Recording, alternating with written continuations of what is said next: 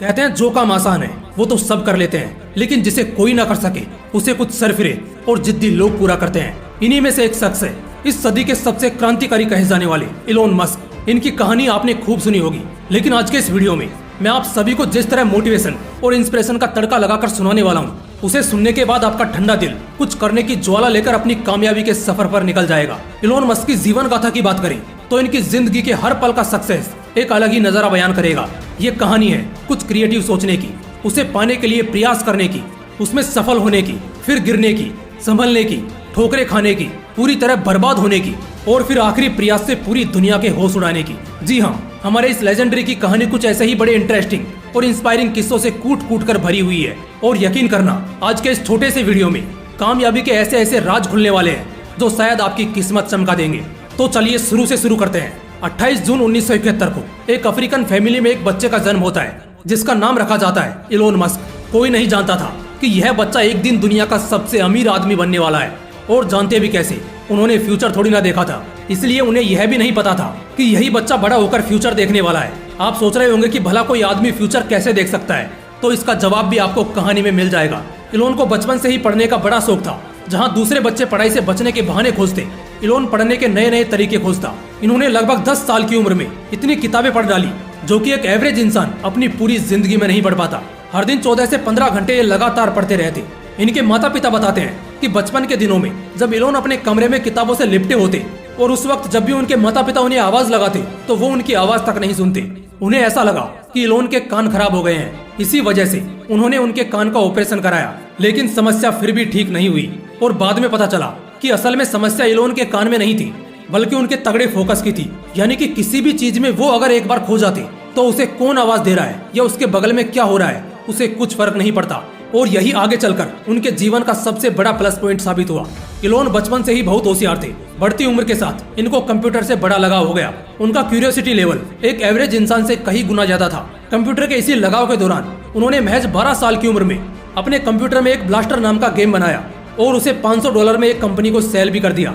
ये सब तो उनके बचपन के वो किस्से हैं जो ये दर्शाते हैं कि अगर हमारे जीवन का बेस सही हो तो हमारी आगे की जिंदगी सक्सेसफुल तरीके से बीतेगी, इसके चांसेस बढ़ जाते हैं। वो जब बड़े हुए तो क्वीन यूनिवर्सिटी से उन्होंने अपना ग्रेजुएशन कंप्लीट किया। इसके बाद इन्होंने फिजिक्स में बैचलर ऑफ साइंस की डिग्री ली और इसको कंप्लीट करने के बाद वो अपना पीएचडी कंप्लीट करने के लिए कैलिफोर्निया शिफ्ट हो गए। लेकिन वहां जाने के बाद अब उनके पेशेंस ने जवाब दे दिया था। स्टार्टअप के प्रति जो उनका पेशेंस था वो अब जवाब दे चुका था। इसलिए सिर्फ 2 दिन के अंदर उन्होंने ड्रॉप आउट कर लिया और अपने बिजनेस करियर की तरफ आगे बढ़े। उन्होंने अपने भाई के साथ मिलकर सबसे पहले प्रोजेक्ट पर काम किया, दैट वाज Zip2, जो कि एक टेलीफोनिक कंपनी बनकर सामने आई।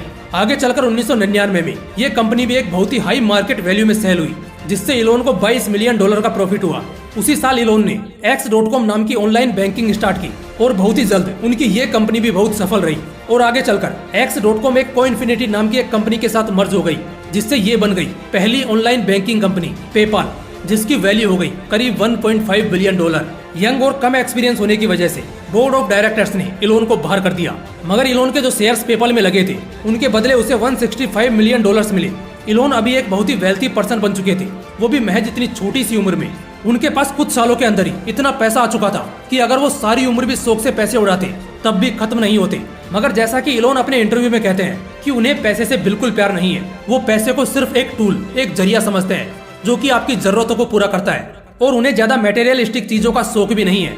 वो बस मानव कल्याण के लिए काम करते हैं और अपने मिशन को अंजाम देते हैं। तो कहानी में आगे बढ़ते हैं। इलोन के पास $150 मिलियन से भी ज्यादा की संपत्ति हो चुकी थी। उन्हें स्पेस ट्रेवल का बड़ा शौक था, मगर अब तक उनके ऑब्जर्वेशन में कुछ भी बड़ा नहीं हुआ था। उन्होंने रॉकेट्स को स्पेस में भेजने की सोची, एक ऐसा रॉकेट जो रीयूजेबल हो, जो स्पेस में जाए और वापस जमीन पर आ जाए। लेकिन ये काम सबको इम्पॉसिबल लग रहा था। सबका यही कहना था कि ऐसा रॉकेट बनाना नामुमकिन है। लेकिन दोस्तों, जैसा मैंने वीडियो के स्टार्टिंग में बताया था कि जो काम सबको इम्पॉसिबल लगता है उन कामों को कुछ सरफिरे पूरा करते हैं, और यहाँ पर वो सरफिरा था इलोन मस्क। उसने इस बारे में नासा से बात की, लेकिन उन्हें एक रॉकेट की कीमत $8 मिलियन बताई, जो कि बहुत ज्यादा थी। इसी वजह से इलोन ने खुद से ही रॉकेट बनाने की सोची। दोस्तों, उनके पास कोई भी रॉकेट साइंस की डिग्री नहीं थी, ना ही उन्हें इसके बारे में कोई डीप नॉलेज थी। इस वजह से उसने रॉकेट के बारे में किताबें पढ़ना शुरू किया और काफी डीप नॉलेज लेने के बाद अपना सारा पैसा नए प्रोजेक्ट स्पेस एक्स में झोंक दिया।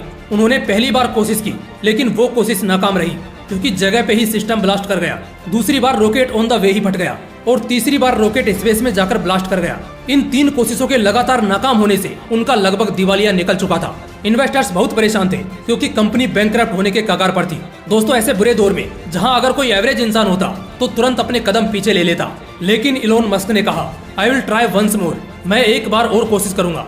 ये होता है एक जिद्दी, एक पागल इंसान का माइंडसेट जिसे इतिहास हमेशा याद रखता है। उन्होंने अपना सारा वेल्थ इसमें लगा दिया और अपना घर, प्रॉपर्टी सब कुछ बेचकर और कुछ फंडिंग उठाकर सब कुछ इसमें झोंक दिया, जो कि उनकी जिंदगी की सबसे बड़ी गलती साबित हो सकती थी।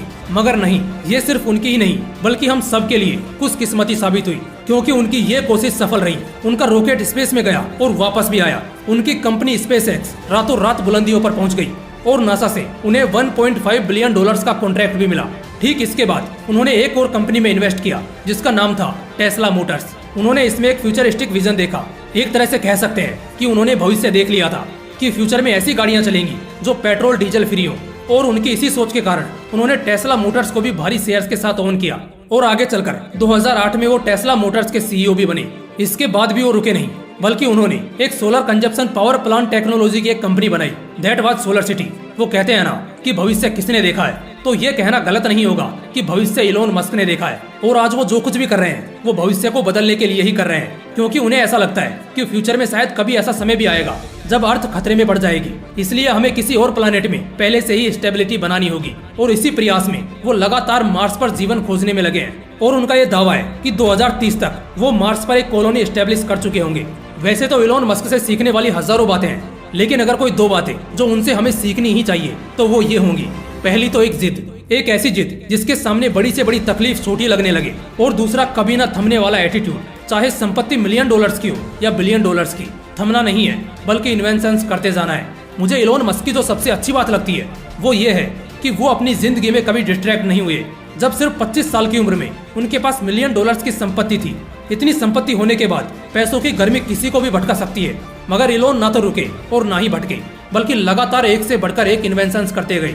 दोस्तों, मुसीबत में खुद को समझाए रखो, आत्मविश्वास को हमेशा बढ़ाए रखो और जिंदगी के लक्ष्य को पाने के लिए हमेशा मेहनत लगाए रखो। फिर मिलते हैं अगली वीडियो में। जय हिंद, वंदे मातरम।